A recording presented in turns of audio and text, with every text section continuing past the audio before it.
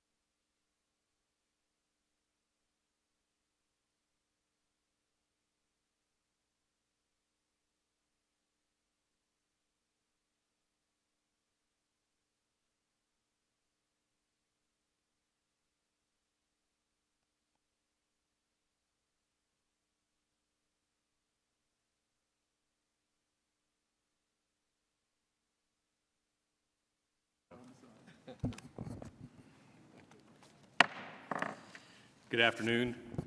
Before we get started, I want to thank all of our witnesses and our guests for your patience. The voting schedule is not always coordinated with the Human Resources Subcommittee, and we had a little bit of a delay in the last vote series, so thank you for your flexibility. Or as we used to say in the Army, parroting the Marine motto, Semper Gumby. Our hearing today reviews a key provision of welfare reform, state spending requirements and their impact on work requirements. As part of welfare reform in 1996, states were given a federal block grant for the Temporary Assistance for Needy Families, or TANF program, which maintained federal spending on welfare, or maintained record federal spending on welfare. At the same time, states were allowed to reduce state spending to as little as 75% of prior levels under maintenance of effort, or MOE requirements. This requirement was meant to ensure a continued federal-state partnership in helping families move from welfare to work. But now there's cause for concern that in some states, this financial partnership is becoming a more one-sided proposition, with states no longer matching federal spending as reliably as they once did. Ironically, recent official data from the Department of Health and Human Services, including fiscal year 2011 data published yesterday, appears to suggest states have been increasing their own TANF spending rapidly. As this graph shows on the monitors, since 2005, states have reported spending almost one-third more on TANF, including during and after the Great Recession. However, what appears to be behind this growth is not actual increases in state TANF spending, but rather increased state reporting of TANF spending, including spending by third parties that states are now claiming as their own. Why would states choose to start reporting more TANF spending? There's several reasons. First, under 1999 regulations, states can reduce the share of adults they must engage in work if they spend more than required. These, quote, excess MOE credits, close quote, have attracted greater state interest since work requirements were strengthened in the Deficit Reduction Act signed into law in early 2006. The most recent data suggests 16 states used excess MOE credits to satisfy work requirements, effectively reducing the share of adults on TANF that are expected to work or train in order to maintain TANF benefits. Second, other sources of federal TANF spending, the ongoing contingency fund and the one-time welfare emergency fund created in the 2009 stimulus law, require increased levels of state spending. So to get more federal funds, states had to spend more state dollars, or at least report that they were doing so. This slide, taken from a presentation given to state TANF directors at a December 2006 conference, illustrates how the hunt for MOE has been on, and it appears to be behind some reported increases in state TANF spending. Many states have scoured their budget to find other current program spending, such as for pre-K, child care, and after-school programs that they could report as TANF spending. This went further to, if you will, the salesman working the plan to gain maximum advantage within the context, if outside the spirit of the regulation and law. Others began counting third-party spending, such as assistance offered by food banks and boys and girls clubs, as TANF spending. One state even apparently found a way to count the value of volunteer hours by Girl Scout troop leaders as state TANF spending. Now, I want to be clear that this is not illegal, but that doesn't make it right. States' ability to claim such a broad range of items as TANF spending, as well as the availability of excess MOE credits when they do so, have eroded key features of the federal-state partnership in place since 1996. Today's hearing will review these issues and consider whether the law should be adjusted to ensure TANF continues to meet its goal, helping low-income parents find and keep jobs. We have an excellent panel of witnesses joining us today to review these issues, which our colleagues on both sides of the aisle recognize merit attention. I look forward to working with all of our colleagues and invited guests on this as we consider TANF reauthorization later this year. And with that, I'd like to yield to my friend and ranking member, Mr. Doggett from Texas, for 5 minutes. Thank you, Mr. Chairman. As one who supported the 1996 welfare reform legislation, I welcome this opportunity to examine how well the states have been fulfilling their obligations under that legislation. Having seen more than a few examples of mismanagement of federal tax dollars by state officials in my home state of Texas, I fully appreciate the value and the necessity of strong oversight. But we also need to focus on how decisions made here in Washington are affecting all of the programs that vulnerable Americans depend upon. whether we have a safety net that is so frayed that it is all hole and no net. TANF is supposed to be a partnership between the federal government and the states. Unfortunately, both ends of that partnership seem to be fraying, and along with it, the protection that millions of poor families rely upon.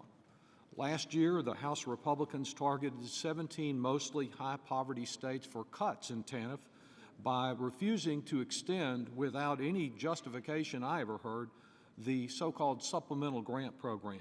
That includes my home state of Texas, which already had one of the lowest amounts of federal TANF funding in the entire country relative to the number of poor children. The end of these grants amount a loss of about $53 million every year.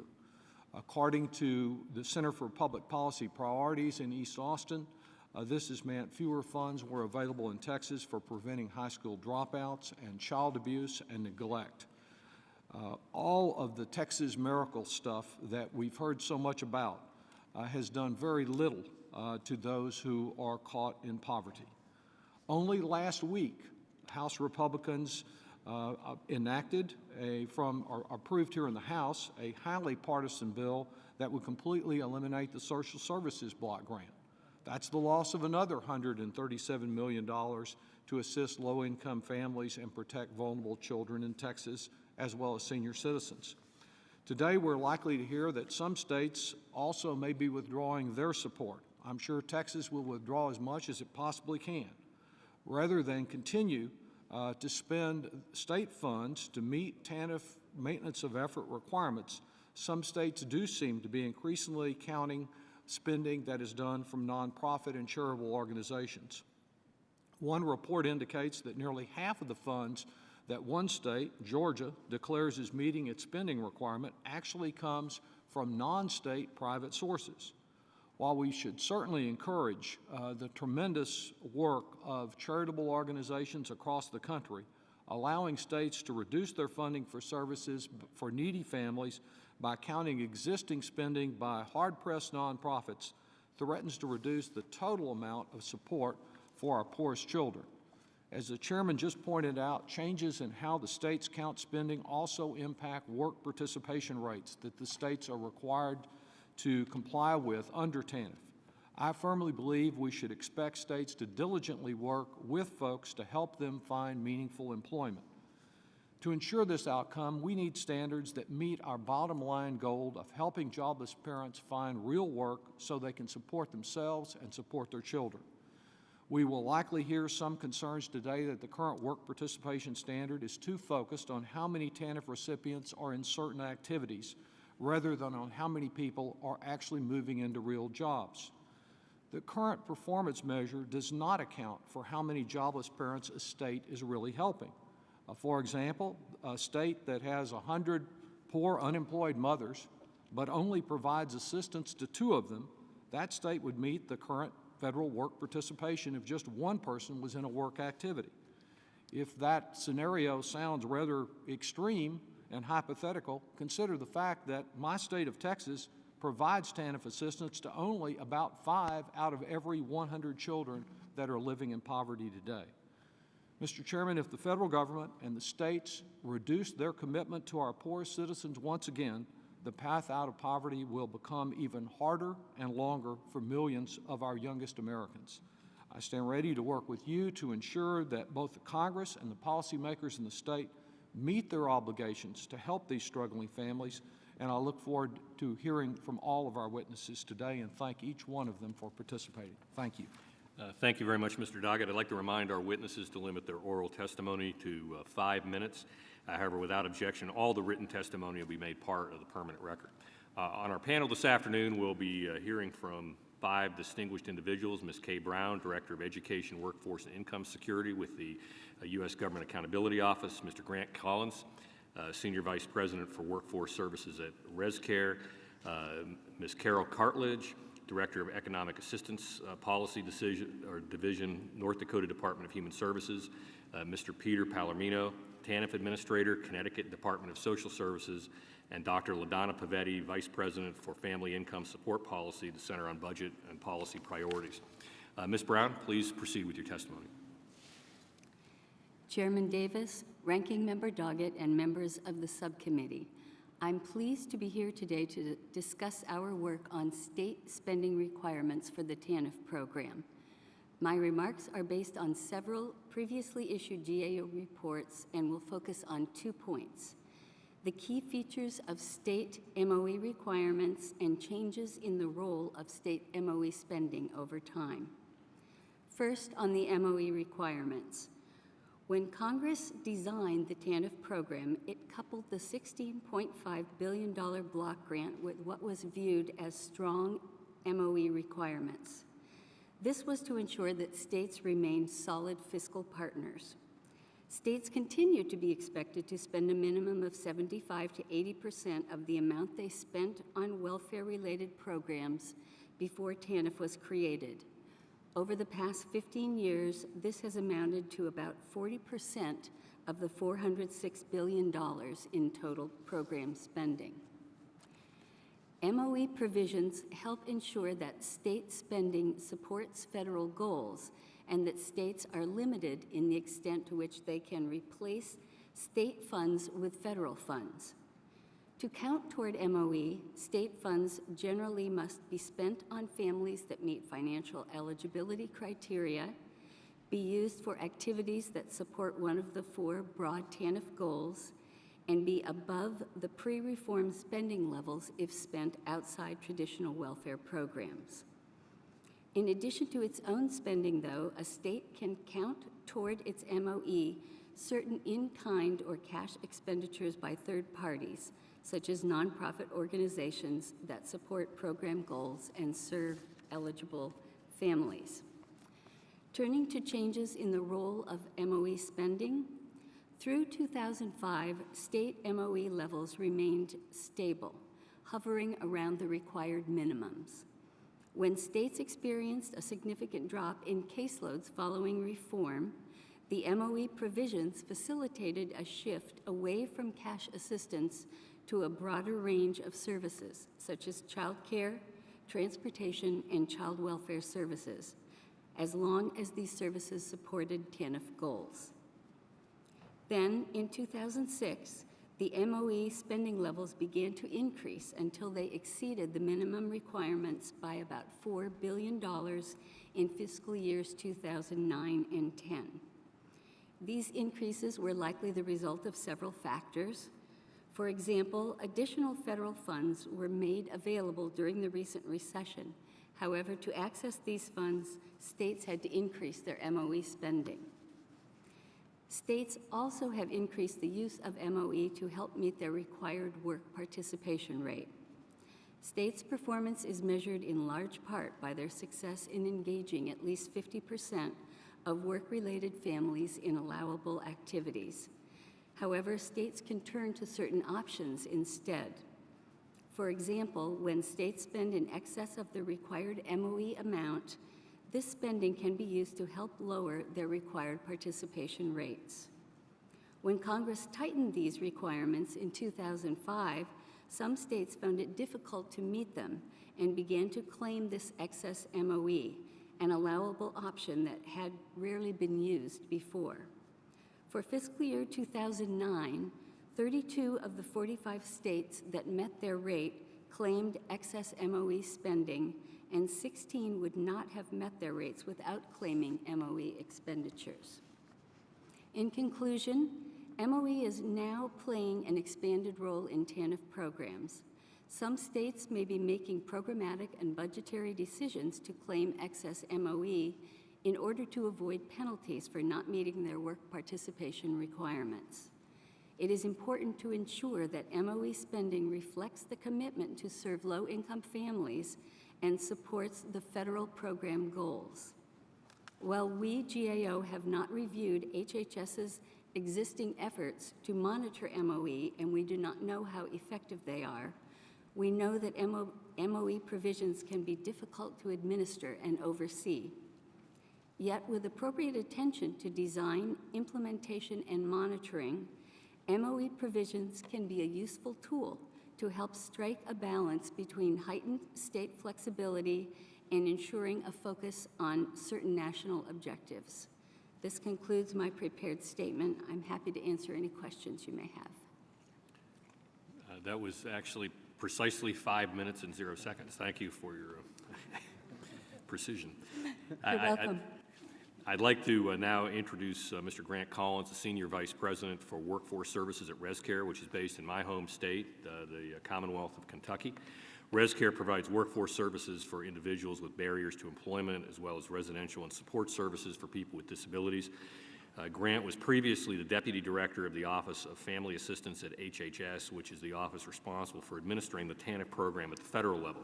He was involved with the drafting of TANF regulations as a result of the passage of the Deficit Reduction Act in 2006, and because of his involvement, he's very familiar with the issues that we're discussing today.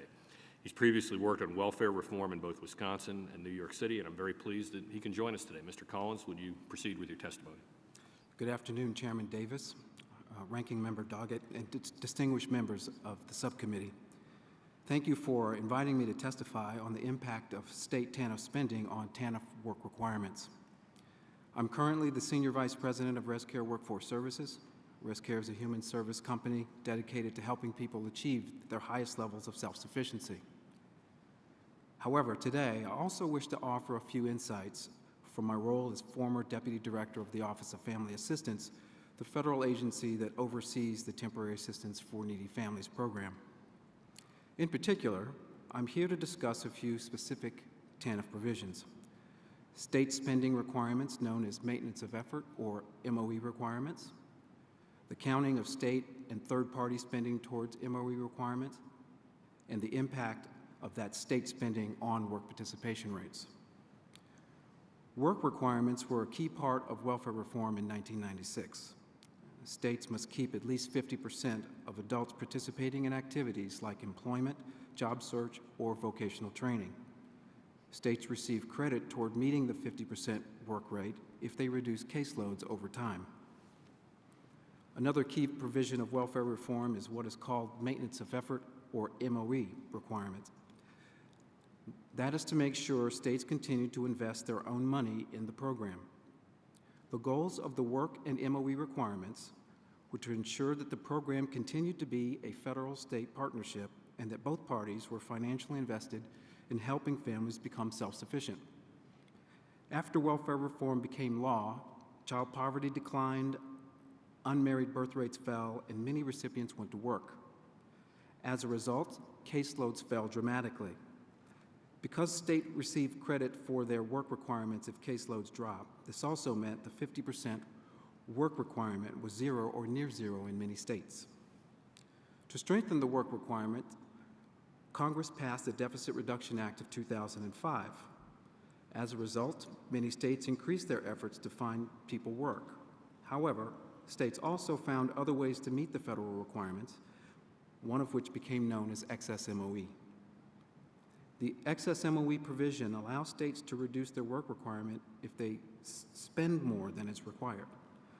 Only one state used excess MOE prior to DRA, but today dozens of states report spending more than is required. This chart shows how spending reported annually by states appears to have increased dramatically in the years since the DRA was passed. The post-DRA years are shaded in red. Why would states begin reporting increases in spending during that time? Well, one reason is because excess MOE meant that they could reduce their work requirement by reporting additional spending. So even though the DRA was intended to strengthen work requirements, as there were 19 jurisdictions at the time with no work requirement, now there are more, 22 that have no work requirement, partially due to excess MOE. Because of the excess MOE credit, states began looking at spending in other departments throughout government that could be claimed in the TANF program, as is allowed under current program rules. So a state may begin counting new child care program, pre-kindergarten classes, or earned income tax credits as TANF spending. The state may even count volunteer hours as MOE by multiplying the hours estimated by an estimated wage and reporting this as TANF spending. States can also report spending by third parties as MOE.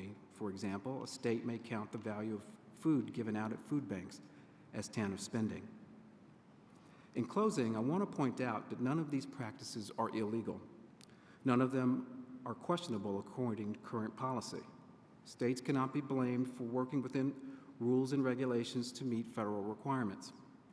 However, based on my experience as overseeing the TANF program and implementing the Deficit Reduction Act regulations, I believe that this combination of factors has resulted in weaker work requirements, less investment in TANF families, and fewer families becoming self-sufficient.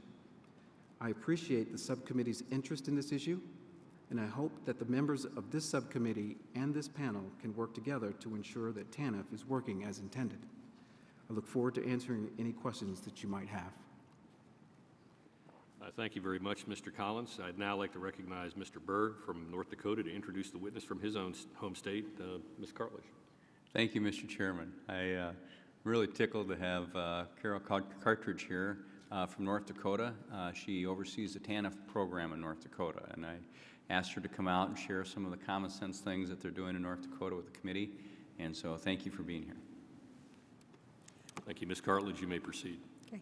Thank you. Excuse me, Chairman Davis, members of the subcommittee. I am here today to provide you with information on North Dakota Temporary Assistance for Needy Families program. Maintenance of effort is the amount a state must spend in order to receive the TANF block grant. Excess MOE is in excess of the amount the state needs to meet the MOE expenditure requirements. A state may claim as excess MOE existing state and third-party spending. Using these options allows the state to reduce their target work participation rate and operate separate state programs to address special needs of families with severe barriers to employment. Target work participation rate is a percentage of a TANF household required to participate in work activity, which may be lowered by a caseload reduction credit. States must engage 50% of the TANF participants who are work eligible and 90% of two-parent TANF families in work activities, or states face financial penalties for failing to meet the work participation rate. However, the rates a state must actually meet for federal fiscal year are reduced by the amount of a state's caseload reduction credit. Generally, the caseload reduction credit equals the number of percentage points that a state reduces its overall caseload in the prior fiscal year compared to the overall caseload in base year, which is 2005. If a state utilizes the excess MOE option, it further reduces the caseload reduction credit. North Dakota took a serious look at excess MOE option with the implementation of the Deficit Reduction Act. After much discussion, North Dakota decided not to rely on excess MOE as a means of meeting a work participation rate, but instead looked at other options under TANF. Taking it a step further, we looked at ways to meet the 50% work participation rate without using the caseload reduction credit to stay within the federal work requirements. In order to achieve this goal, North Dakota researched our current policies and procedures. In 2006, the North Dakota Department of Human Services conducted on-site visits to the counties and state levels to determine where improvements could be made. Many of the discussions surrounded why TANF clients could not do the work activities. Obstacles typically related to mental health, family, and health issues. Based on these visits, we learned we needed to change the focus from what clients can't do to what they can do. Further, we need to look at the entities that work with our families with multiple barriers and agencies with the skills and the expertise to work effectively with various populations in North Dakota. This led to contracts for case management and employment services with 3 agencies: Community Options, Job Service North Dakota, and a Tribal Employment and Training. Under TANF, adults receiving assistance are expected to engage in work activities and develop capacity to support themselves and their families. We also shifted our focus on the federally defined work activities and on how to make the work activities work for us instead against us. North Dakota uses the full array of options, with some individuals involved with many activities. We have become creative with the work activities, such as working with our tribal agencies for TANF clients to achieve the required hours.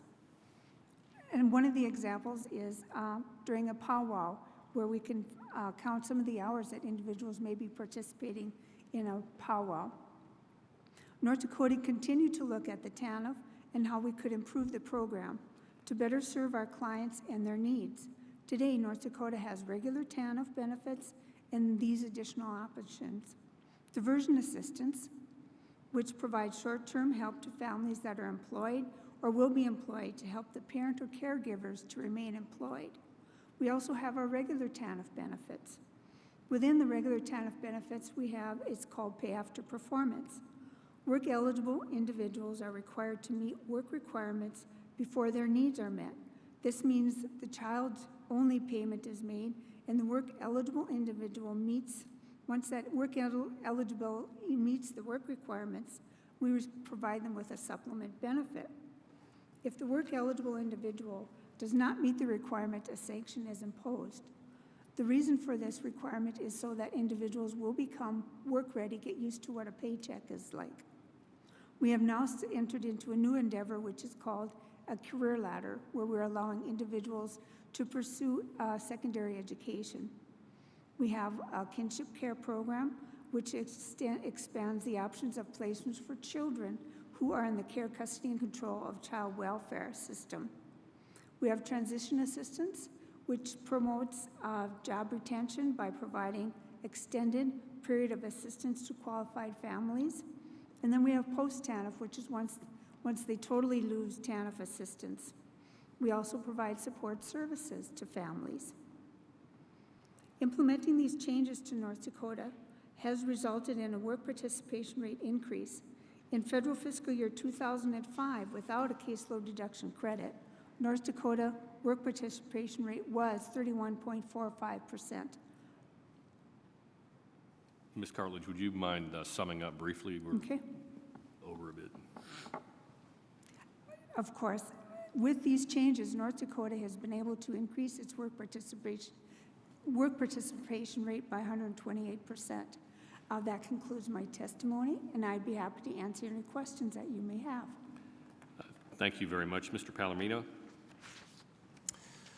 Good afternoon, Chairman Davis, Ranking Member Doggett, distinguished members of the committee. My name is Peter Palomino. I am the TANF Administrator as well as the Child Care Administrator for the state of Connecticut. The TANF program is operated through the Connecticut Department of Social Services. I'm here on behalf of the state of Connecticut, the National Association of State TANF Administrators, and the American Public Human Services Association. I'm pleased to be here to discuss the ongoing partnership between the federal government and the states and the ongoing effort to support low-income or no-income families to attain self-sufficiency. I expect that today's hearing will move us forward in an open discussion on how states such as Connecticut are faring in their efforts to help families with complicated needs, how our state is implementing strategies to help families through strategic investment of our state TANF MOE dollars, and possible options for improving the system based on our experience and experiences of other states across the country. Let me share a few stats for you about Connecticut.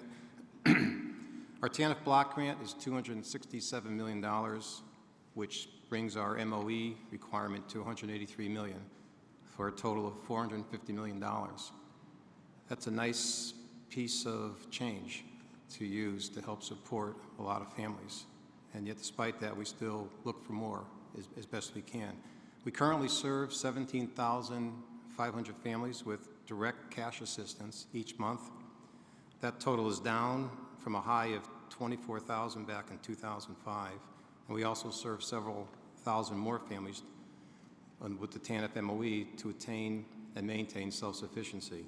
Connecticut has a time limit of 21 months with up to two 6-month extensions for mandatory recipients. So our typical length of stay for a TANF client is around 33 months.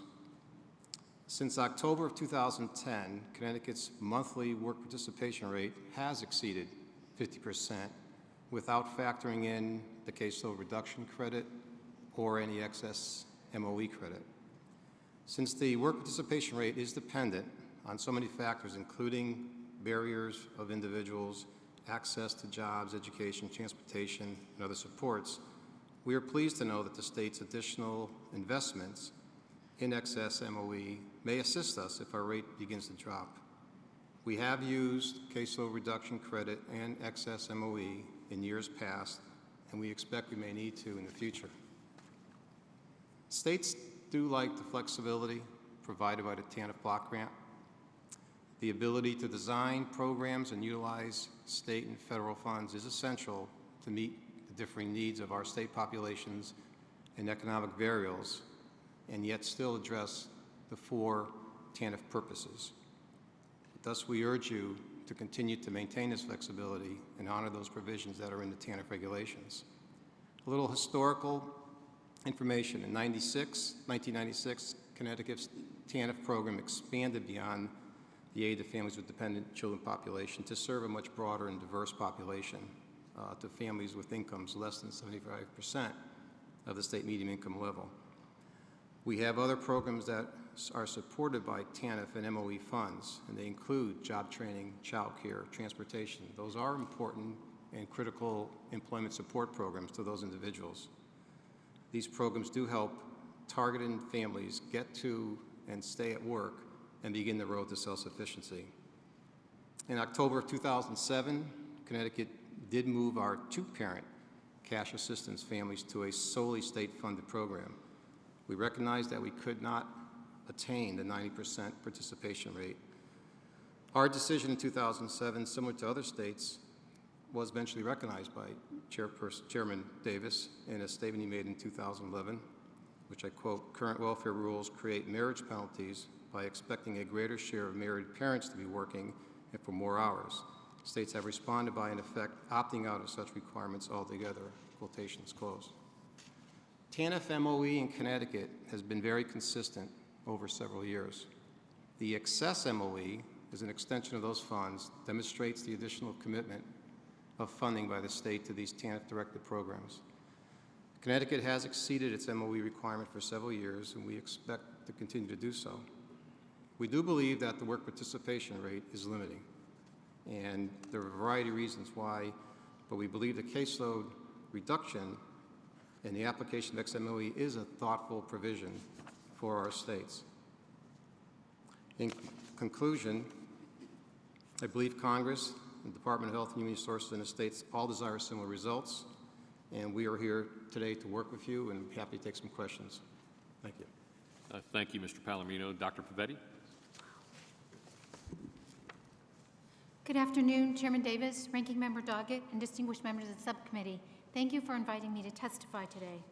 The key point I would like to make today is that states rely on excess MOE to meet their work rate because of the work rate's flaws. If the work rate was replaced with a new measure that focused on what states achieve through their TANF work programs, the excess MOE issues related to meeting the work rate would largely disappear. States didn't begin to use excess MOE to help to meet their work rate until after the passage of the Deficit Reduction Act, which included changes that made it harder for states to meet the rate. One important change was moving the base year for the caseload reduction credit from 1995 to 2005. This matters because, as you can see in Figure 2, which is on the screen, by 2005, states had already reduced their TANF caseloads far below their pre-reform levels. For every 100 families in poverty, states served just 35 families in their TANF programs, down from 68 families in 1996. In 2009, just 8 states met their 50% work rate without any caseload reduction credit, and that's either from reducing their TANF caseload or from claiming excess MOE. Comparing them to 2 larger states with much lower work participation rates, Washington and California, shows that the work rate fails to adequately measure whether states are meeting the primary goal of welfare reform, increasing employment while providing a safety net for families unable to work. As you can see in Figure 3, Washington has done quite well at getting single mothers employed. In 2009, 2/3 of single mothers were employed, more than in 38 of the 50 states. Yet its performance on the work rate does not paint the same picture of success. In 2009, the state achieved a work rate of just 23%. Without the help of an excess MOE claim, it would not have met its work rate. California was one of 5 states that failed to meet its work rate in 2009, even with an excess MOE claim. Yet the state's low work rate obscures its success. Even with the state's unemployment rate at 11.4%, 60% of single mothers were employed. In 2009, almost 90,000 TANF recipients met their work requirements, and that was an increase of 40,000 recipients from 2005, a measure of success by just about any standard except the TANF work rate. As Figure 4 shows, what is even more telling is that for every 100 single mothers in California who were unemployed in 2009, there were 13 recipients, TANF recipients, who met their work requirement. This ratio was the second highest in the country and higher than any of the states that met the 50% work rate. Mississippi shows the other side of this story. Mississippi achieved the highest work rate of 61% in 2009, but its employment rate among single mothers was among the 10 lowest in the country. And for every 100 unemployed single mothers, there were just 4 TANF recipients who met their work requirement. Moreover, Mississippi was able to achieve a high work rate because it served few families in its TANF program.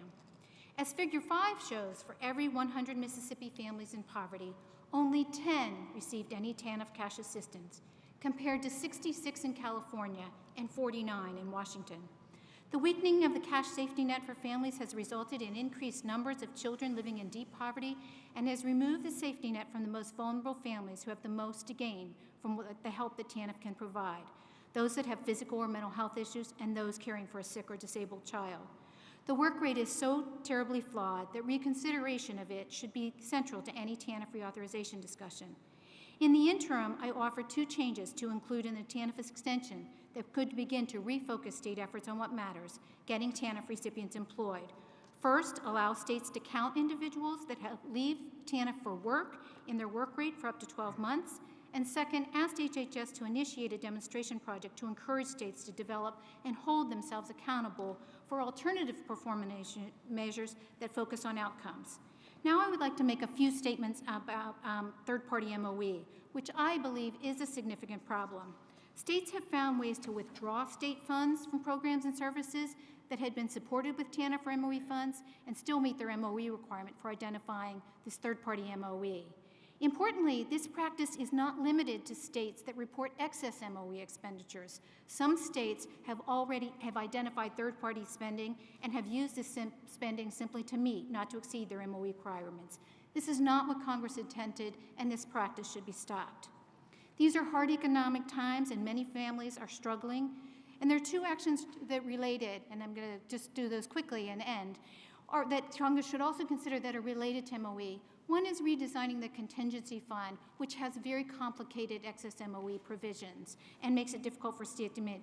And the other is funding the TANF supplemental grants, which really have taken money out of state programs that really they need to be able to meet those requirements. With that, I'll stop and take any questions that you might have. Thank you very much, Dr. Pavetti. We'll go ahead and move to questions. I see essentially 2 questions today, maybe 3 with the feedback we're getting. Wondering where that's from.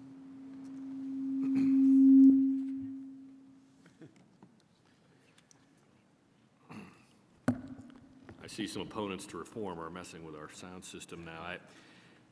First question that I have, I'm going to put 2 of these together and then ask a couple of you to respond.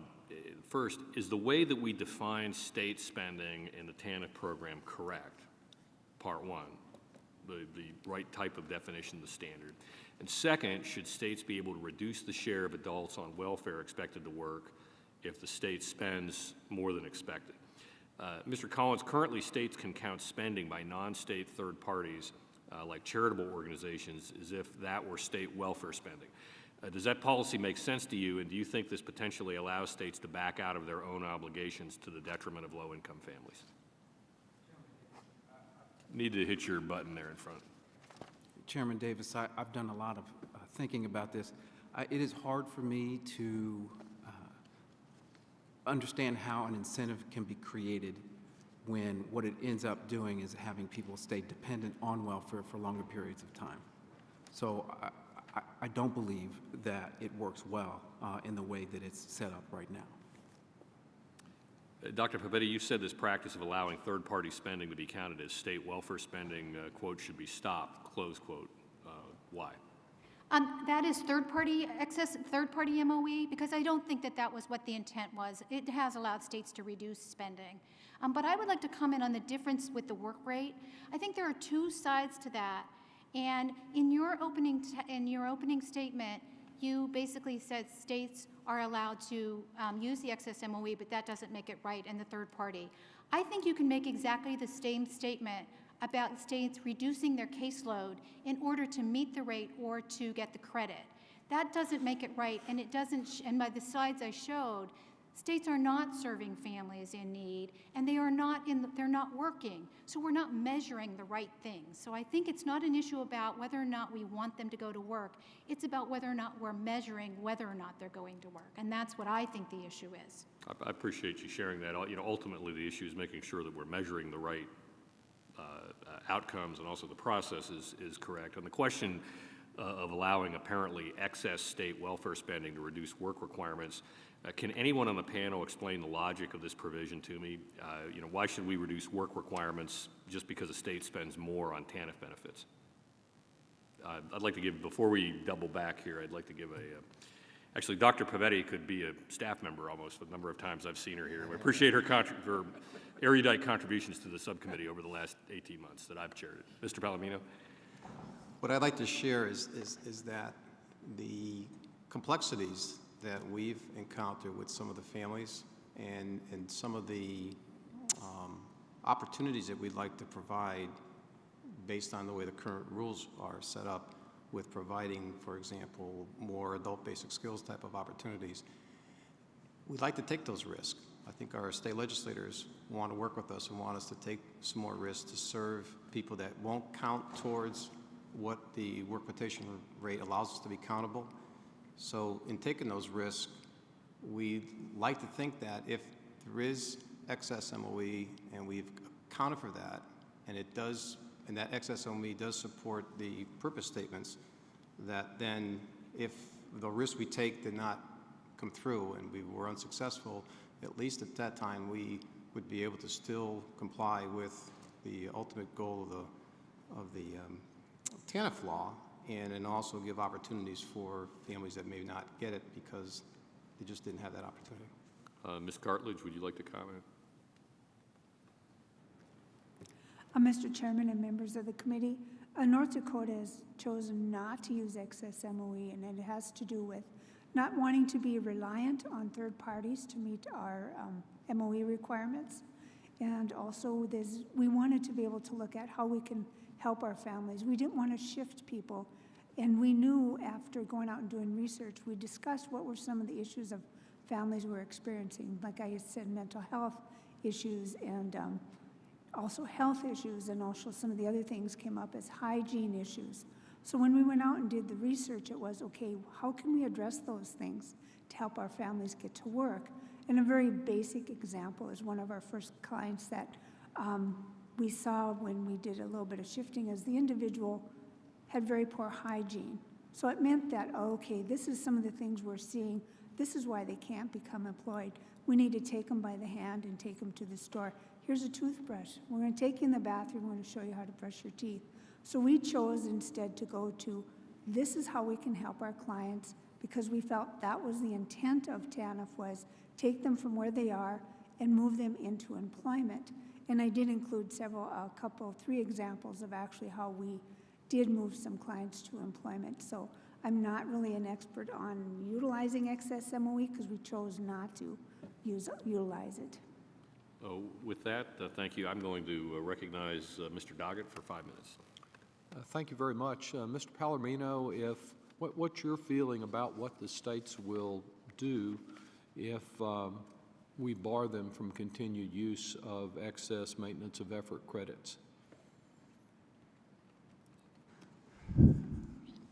Well, the example that I shared a few minutes ago with regard to one clear example right now is with our families with basic skills, is that if we're not allowed that flexibility to challenge ourselves and challenge our clients, then I think we may have to resort to moving those individuals out of the TANF block grant and make them state-only individuals. And that would be the way to avoid our not being compliant in order to meet the work participation rate. And so we're very concerned as a state to meet the work participation rate. No one wants to be faced with a penalty, and Connecticut's penalty would be roughly $13 million if we fail to meet that rate. So the most immediate effect would be to deny those individuals participation in the federal program. Well, these are the more hard-to-serve individuals that are receiving assistance. Right. Yes.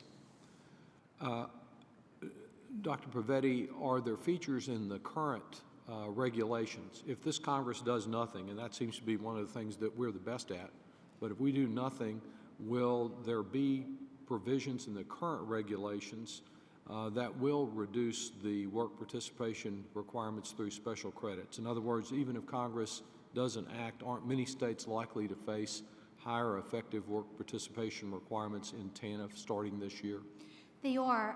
One thing that happened was their final regulations haven't gotten fully implemented because there were hold harmless provisions because of the recession and knowing that states were going to have difficulty meeting those rates. So what will happen this year, which is that excess MOE will be treated much as it was intended, which is that only the share of basic assistance will be counted. So it will constrain. States only spend about 30% of their TANF dollars on basic assistance. So basically, if a state spends $100, they will only be able to use $30 of that credit to be able to get. So it's going to substantially reduce what they can do. And it also gets it back to what it was intended, which is that if states spent more on basic assistance, they should not be penalized for doing that. And that was the idea. So with nothing happens, it will already be harder for states to meet their work participation rates this year. I gather from the chart you presented in your testimony, your response to the chairman's questions, that the real problem here is that these TANF requirements don't account for what the states are really doing to help poor mothers find jobs. That right. Yes. Basically, that the current standards are too focused on the process and not enough on the results in terms of women who find jobs. Right, that's very true. There's lots of different ways in which it's problematic.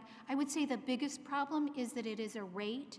So when it is a rate like that, you can manipulate the denominator, basically not serve people, which is what many states have done. And the other thing is that when you see states like California that since 2005 increased the number of people in meeting their work participation rate by 40,000 people, that doesn't demonstrate that they're not meeting their work rate or they're not trying. They've done a lot. It's the rate that creates the problem. So unless we fix it, we're always going to be measuring the wrong things, and we're not going to be necessarily helping families to move forward, which is, I think, what we all want to achieve. Thank you all very much. I yield back, Mr. Chairman. Thank you very much. And with that, I recognize Mr. Paulson for 5 minutes. Thank you, Mr. Chairman, also for holding the hearing and also for all the witnesses that took the time to be here today. And, you know, it's interesting because we heard in the testimony earlier about states that are counting third-party spending now as if it were spending towards TANF MOE requirements. And I'm trying to get a sense, do we know how many states are in fact counting third-party spending in this count towards TANF? Do you have an idea, Ms. Brown, do we have an idea of how many of the states actually numerically? Although we haven't studied the third-party spending issue, we did have a recent discussion with HHS, and our understanding is they don't know how many states, nor do they know the dollars involved. Do you think that HHS would have adequate oversight to understand state MOE spending, or what states are reporting as MOE? Do they have adequate oversight to determine that? When I talked about MOE spending, I mentioned the things that can make it effective are good design and good implementation and good monitoring. And we've been talking a lot about design and implementation today, but monitoring is a really key part of that. And HHS has some reports that come into them, but they also rely a lot on the Single Audit Act and the single audits that are done on the programs, and our work on those audits has shown us that the quality is uneven, and they may not catch the kinds of complex policy issues that we're talking about here today. Okay. Mr. Palomino, from the association's perspective, do they have any information on how many states are using third-party spending or how much they're counting? I did note that in a report that the Georgia Budget and Policy Institute. At this point, there's no formal report that's been issued with regard to that specific information. Okay. And for, just to let you know, for the record, for Connecticut, we have been using primarily state investments, and when we report on our excess MOE, we're talking about state investments, and not necessarily some of the other, I think, responses that were been referenced in there too. When we worked with our TANF ECF, we did work with some nonprofits. There are some community-based organizations that carry out a lot of similar functions that are similar to the TANF purpose statement. So they present opportunities because we know that the state government nor the federal government can handle this alone. In fact, we worked very closely with private foundations in order to encourage them to look at investing some of their dollars. And that was attractive, as I'm sure you would expect, for them to invest private dollars when they knew they could leverage some of the federal funds. Yeah, I'm just trying to get a sense because it sounds like there's a report the Georgia Budget and Policy Institute noting that about half of Georgia's MOE spending is from third parties. And, from my perspective, now we heard the reference to at least one state counting a Girl Scout troop leader's time as state spending in the TANF program. And is that something that's sort of common knowledge out there? Has anyone else on the panel heard about that? Or could anyone explain how a Girl Scout leader's volunteer time or troop time would meet TANF's purposes, program purposes? Is that? The opportunities to amass this type of third-party spending is quite vast, actually, particularly in organizations that deal with youth, because that particular group fits Purpose 3, and it allows a TANF agency to go in and find the program, establish the TANF purpose. Once you do that, the organization can sign an agreement, and once that is happening, you can then use the actual expenditures as TANF spending. In some cases, you can use the volunteer hours in a similar sort of way. So there's a number of ways to get third-party expenditures to count as TANF spending.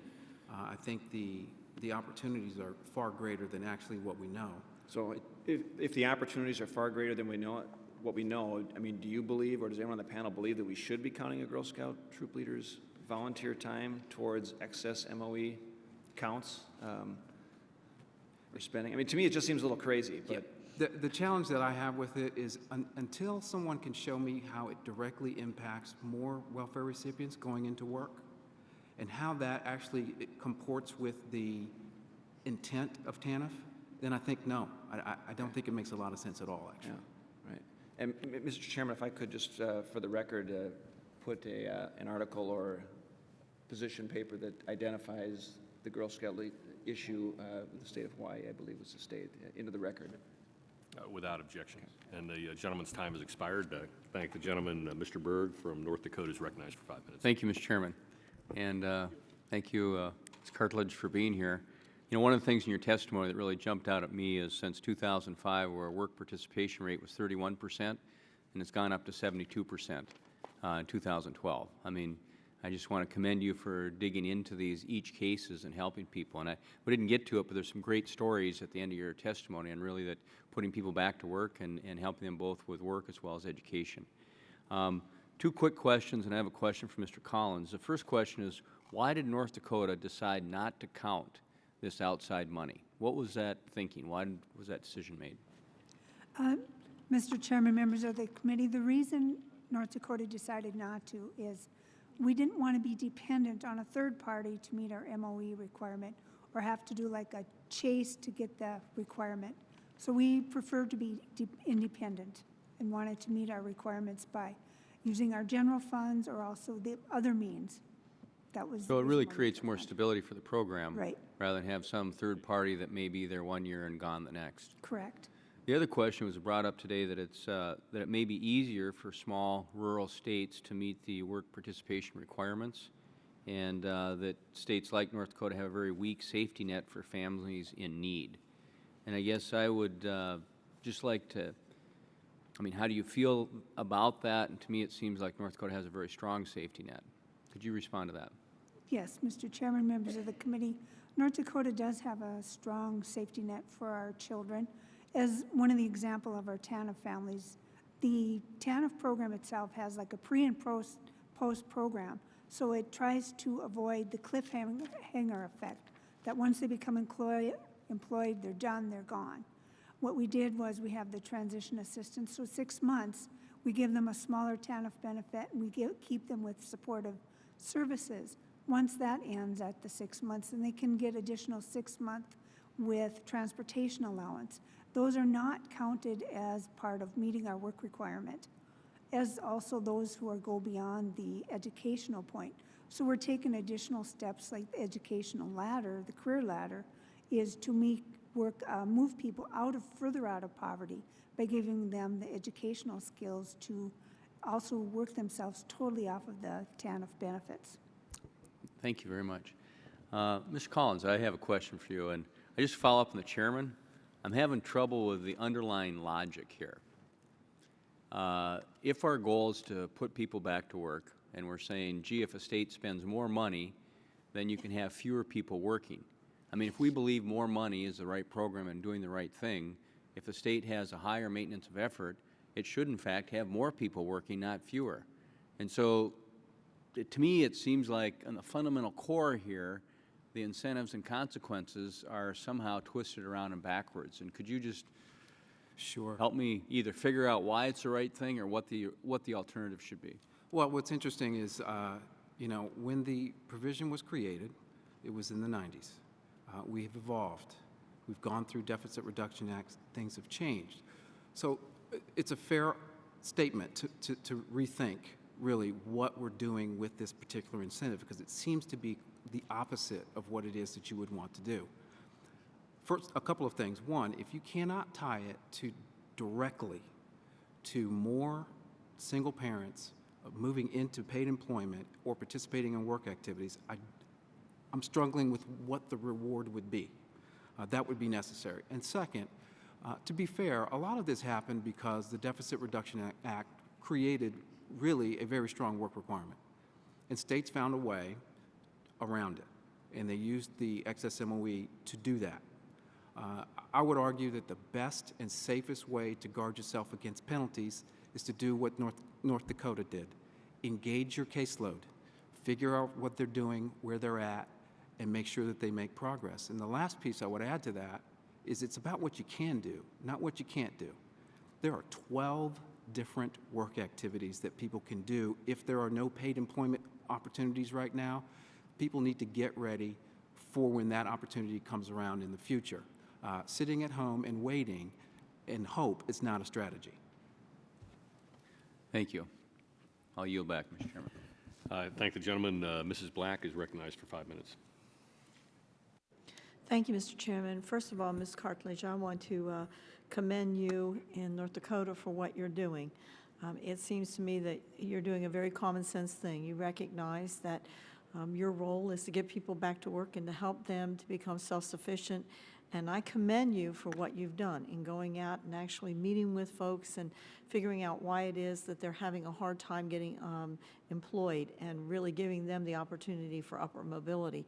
That's truly what this is about, and it saddens me that we get to that position where states will do things to try to twist and turn and almost cover up what they're really doing, what they're putting into the program in order for it to be successful. It really does bother me. But let me ask you, Ms. Brown, because you are the person who looks at the statistics and so on.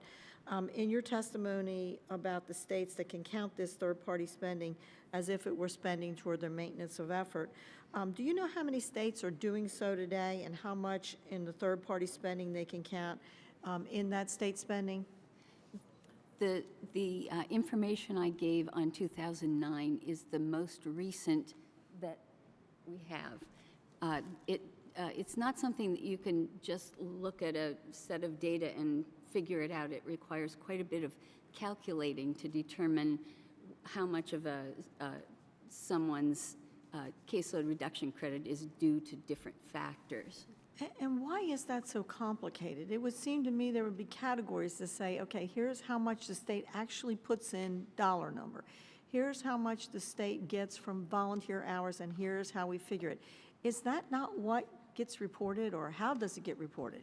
Well, you know, we have also gone on record about the problems with the work participation rate and don't believe that it's achieving the goals that it should be. But beyond that, that's really the primary metric that they use to gauge the success of the program. And so as the caseloads have gone down since the beginning, since welfare reform, much more funds are being devoted to other types of activities, and we don't know enough about what those are. We actually have some work ongoing right now where we're trying to figure some more of that out.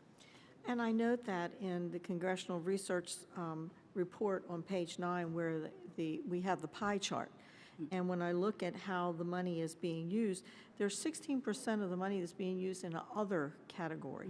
And that's a pretty large percent, especially when you compare that to the capability of using the two-parent family formation and pregnancy prevention, which seems to me, if we were looking at it from that end of making sure that people are keeping solid relationships and not getting into the situation to begin with, because obviously prevention is the best medicine there. But we've got 16% that's in the other category. Yeah, and the tricky part about that is that's the spending, but we don't really know, in addition to not knowing exactly what every activity is in that other, we don't know how many people are actually getting served, and we don't know if it's effective or not. So I think obviously the point is being made that if this program really is a temporary assistance for needy families, and we call it TANF, which we talk about as an acronym, but don't really talk about what its real mission is, that if we don't know how the dollars are being spent in order to help someone to become self-sufficient, it's hard to say that the dollars are really being spent for the mission of the program. I want to go also to the child care category because 17% of the money is being spent on child care. Is there any way that we can tell whether the folks who are using the child care and the expenditures on that are being used for parents being in school, in programs that are actually working, or do we know that? Well, we've done some work looking at the multiple funding streams that go into funding child care in states. And in addition to TANF and some of the child care block grants, there's also social service block grant funding. Those go into a pool for to be provided, services provided for people that are determined eligible. And the states actually set their own specific eligibility requirements, but they're often things that are related to needing child care because you're low income and you're trying to work or you're doing other activities that are acceptable to the state.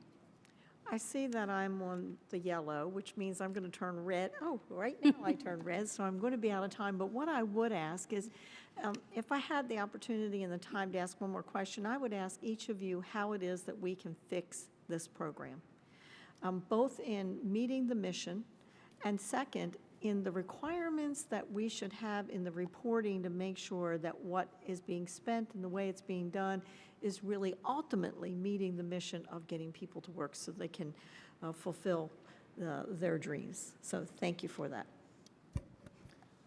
Thank you, Mrs. Black. The chair now recognizes Mr. Reed from New York. Well, thank you, Mr. Chairman, and I'll be as kind as I can to the lady from Tennessee and go with her question to the panel first and use up some of my time to answer her question. Hope you were listening to that question. Anyone want to take a stab at that? Mr. Collins? Oh, no, Dr. Paviotti, you jumped up. You're all, please. We haven't heard much from you today. I think the single most important thing we could do is to really fix the work rate. I would just like to say I have the numbers. I looked to compare the numbers from 2005 to 2009, and Carol gave her rate and how it increased, but the numbers are pretty much the same.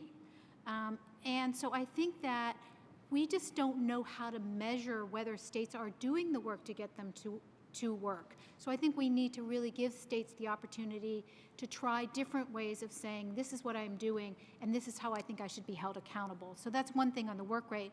On the spending, I think that there are very detailed reports. There was a report on the other, and I think states should be required to do more detail than they are now so that we do have a better accounting.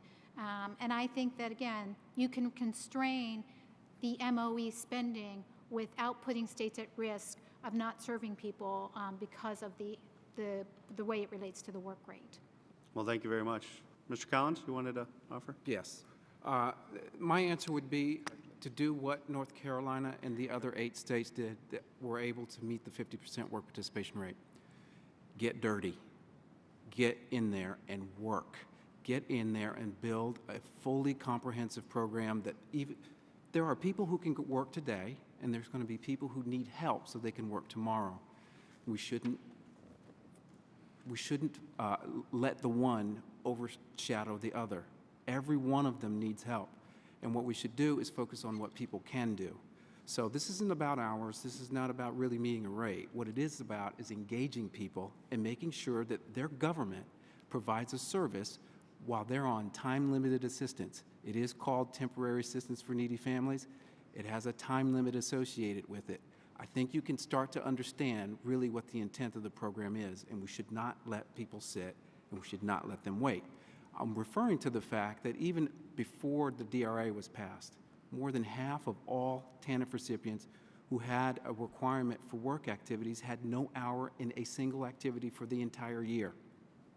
And I'm suggesting, whether it's excess MOE or not, that we can do significantly better than that. Clearly, there could be other reports that would shed a light as to how these credits are put together. But I think that what we're doing is we're diverting ourselves from what I think the real work needs to be. If you don't want a penalty, build a really robust program, and it will never happen to you. I appreciate that sentiment, Mr. Collins. And Mr. Pellermino, right? Pellermino? I'm sorry, sir. I want to direct my next inquiry to you because it's along what Mr. Collins is talking about. Because when I read the testimony and preparing for today, the excess MOE issue. I know in 2008 you took a stance, or your organization may have taken a stance that we should not repeal that. We needed to continue. It encourages state investments, spending investments and things. Do you still feel that same way? Or does your organization still feel that same way if the repeal of excess MOE was put onto the table, given what everyone's talking about here today? I think that we want to be working together to examine what the best strategies would be, and I think the work participation rate is one. I think reviewing what the purpose is, if we're going to change the purpose, and who the partners will be, I think may lend itself to maybe what that decision would be. I guess I'm truly focusing on the excess MOE issue. You think that should continue the way it is, or is there any need for reform there? We've seen some value with it, and not to the extent of some of the examples I think that were been used there, but I think we've seen some value with it, with giving us an opportunity to be flexible within our state, being able to, and we're not trying to move against families and getting adults into work, because ultimately they need to get a high school diploma before they can move to getting a good job, and that's some of the target populations we want to work to move there. So if we change some of the thought process around what the true outcome should be, and if we recognize that we do have partners beyond just state government. Now, most of our excess MOE is within state government. We do have records and data, and we do track to make sure it fits the purpose and all of that, so we can report about that. But I think to the extent that there are other viable partners to work with, maybe that's a way of rethinking how we revisit what the purpose statements are and who should participate with us. I appreciate that, Tesman. I note my time has expired, but I have to just put on the record, Mr. Chairman, if I could have the courtesy of 30 more seconds. Without objection. The focus of the effort must be, in my opinion, to put people to work and provide an opportunity for people getting to work, not the policy initiative of encouraging folks just to spend money at the state level for the sake of making the policy initiative of spending more money. It just doesn't make any sense to me, and I echo the sentiments of my colleague from North Dakota and the chairman himself. It just seems to me counterintuitive. What we should be focusing on is getting people to work and providing them with the tools that they can go into this competitive workplace sooner than later. And with that, I will yield back. Thank you, Mr. Chairman. Thank you very much. I'd like to thank again all of our witnesses for joining us today. We appreciate your input, your different perspectives have all added value to this discussion. We hope you'll continue to share your thoughts. We've discussed some opaque provisions of the TANF program, how they work, and some of the troubling consequences of how they've been used in recent years to weaken both work requirements and state spending requirements. Appreciate your help. If members have additional questions, they'll submit them to you in writing. What we would ask is that you share your responses with us on the committee for the record, so all will have access to that information. Thank you again, and with that, the committee stands adjourned.